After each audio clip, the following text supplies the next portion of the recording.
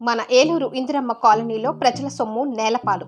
గత వైసీపీ ప్రభుత్వంలో అధికారులు మరియు నాయకులు నిర్లక్ష్యం వల్ల చాలా విలువ చేసే సిమెంట్ కట్టలు నిర్మాణానికి పనిచేయకుండా గడ్డలు కట్టి దేనికి ఉపయోగపడకుండా మిగిలిపోయాయి.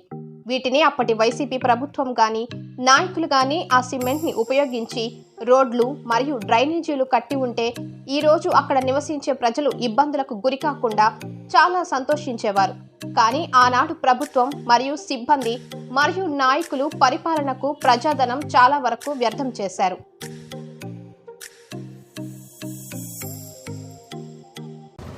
కొత్తూరు ఇంద్రమ్మ కాలనీ వచ్చి 5 సంవత్సరాలు అవుతుంది. దగ్గర రమారమి ఇక్కడ సిమెంట్ కట్టలో ఒక 100-200 దగ్గరగా 1000-2000 వరకు వదిలేశారు. ఇక్కడ డ్రైనేజ్ కూడా 2 సార్లు 3 సార్లు ఇక్కడ తీసారు. దళ్ళన్నీ పడేసారు. దళ్ళన్నీ పడేసి మేము డ్రైనేజ్ చేసేస్తామని చెప్పారు. వర్షాలు వచ్చేస్తున్నాయి, డ్రైనేజ్ చేస్తామన్నారు, మళ్ళీ పడేశారు. ఇసుక, సిమెంటు, చిప్స్ అన్నీ ఇక్కడ వేసారు.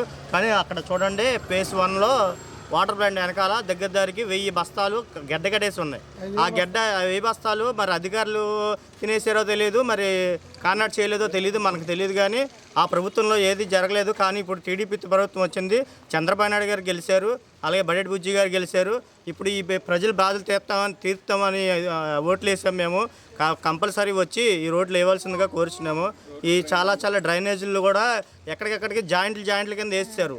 జాయింట్ల కింద వేసి రోడ్డు డ్రైనేజ్ వెళ్తుంది, కానీ ఇళ్లలోనే ఉంటుంది. డ్రైనేజ్ చేశారు, కాకపోతే జాయింట్లు పూర్చలే. ఎక్కడెక్కడ రోడ్లు గుంటల కింద వేసి స్కూల్ వ్యాన్లు కూడా రావట్లా. స్కూల్ పిల్లలు కూడా ఎవరు వెళ్ళట్లేదు. ఎవరు వస్తారో రమ్మనండి, వచ్చి ఆయన్నే చూడమనండి, మా బాధను ఆలకించమనండి. మేమందరం నిలబడతాం, చూపిస్తాం. ఆయనే చూసి మంచేదో చెడేదో చూసి రోడ్లు వేయాలి.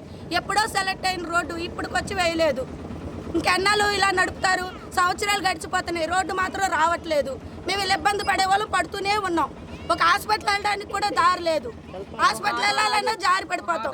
ఈ ఏరియాకి ఎక్కడైనా ఆటో మాట్లాడుకున్నా ఆ ఏరియాకి మేము రావమ్మా, అదంతా బాడీ గొయ్యలు అంటారు. ఏ ట్రక్ ఆటో మాట్లాడుకొని సామాన్లు తెచ్చుకోవాలన్నా అదే పరిస్థితి. ఇంకెన్నాళ్ళు ఉంటామండి మేము ఇలాగా? ఏది అసలు ఒక గర్భిణీ స్త్రీ హాస్పిటల్కి వెళ్ళాలన్నా, ఒక ముసలమ్మని హాస్పిటల్కి తీసుకెళ్లాలన్నా ఆటోలోనే తీసుకెళ్ళాలి.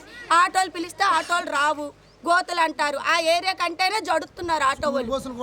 ఏవి రావట్లేదు ఇక్కడికి. పిల్లలకి ఆటో పెడదామన్నా రావట్లేదు. మా అంతలు మేము బండి తీసుకొని వెళ్ళాలన్నా, సైకిల్ తీసుకొని వెళ్ళాలన్నా నరకంగానే ఉంది. ఆడవాళ్ళం పనే చేసుకుంటామా? ఈ బురదల్లో జారుతూనే ఇలాగ కష్టాలు పడతామా? రాత్రి పడిపోయాను నేను, అక్కడ జారి పడిపోయి మోకాళ్ళకి తగిలింది. ఎన్నాళ్ళు పడతామండి ఇలాగా? మురికాలలో నీళ్ళు వాటర్ వెళ్తూ మగ్గుతో తోడుకొని పారబోసుకోవాల్సి వస్తుంది. నీళ్ళు ఎక్కడ పోయాలో కూడా తెలియట్లేదు. వాడుకొని నీళ్ళు చాలా ఇబ్బంది పడుతున్నామండి. నడక కూడా అంత పరిస్థితి అంతా అలాగే ఉంది. అసలు మామూలుగా మేము తిరిగే వాళ్ళ పరిస్థితి ఇలా ఉంటే అంతంత మాత్రంగా ఉండి ఈవిడ ఉంది అంత ఇబ్బంది పడుతుంది. ఈవిడ ఎలా నడుస్తుంది? ముసలోళ్ళు ఉంటారు, పనికి వెళ్ళాల్సిన ఈ వయసులో కూడా కష్టపడే వాళ్ళు చాలా మంది ఉంటారు. వాళ్ళు ఎలా దిగి నడిచి వెళ్తారు? వాళ్ళ గురించి కూడా ఆలోచించాలి కదా. మా పళ్ళు ఈ రోజుల్లో కుటుంబం మొత్తం కష్టపడాల్సిన పరిస్థితి, ముసలోళ్ళతో సహా. ఆల్రెడీ గత ప్రభుత్వంలో రోడ్లు వేస్తారని చెప్పి మేము ఎదురు చూస్తూనే ఉన్నాం. 5 ఏళ్ళు గడిచిపోయినాయి. ఏ ప్రభుత్వం రాలా, ఎవరు వేయలా. ఈ రోడ్డు మీరే చూస్తున్నారుగా, మేమేనా అబద్ధం చెప్తున్నామా? మీరు ఖాళీ అంతా తీయండి, చంటి గారిని పిలవండి. ఎందుకు చంటి గారిని పిలవండి, ఆయన వచ్చి చూస్తాడు కదా. ఆయన వచ్చి చూస్తే ఇక్కడ వాతావరణం ఆయనకి అర్థమవుతుంది. వైసీపీ ప్రభుత్వంలో నిధులు కూడా రిలీజ్ చేశాము, ఏమీ లేదండి, మాటే చెప్పారు.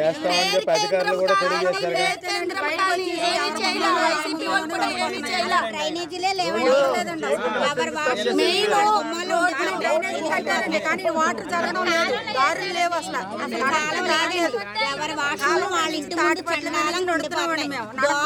పిల్లలకి రోగాలు, జ్వరాలు, ముసలోళ్ళకి చంటిపిల్లలతో ఉన్న వాళ్ళు ఎలా ఉంటామండి? మీరు చెప్పండి మాట. అందరూ పిల్లలు ఉన్న వాళ్ళు ఈ కాలనీలో చిన్న పిల్లలే ఎక్కువ. ఈ కాలనీలో అందరూ చిన్న పిల్లలు. గర్భిణీ స్త్రీలకి ఏమైనా నొప్పులకి తీసుకెళ్లాలంటే అంత ఇబ్బంది పడుతున్నాం. చాలా ఇబ్బంది పడుతున్నాం సార్. మీరు చాలా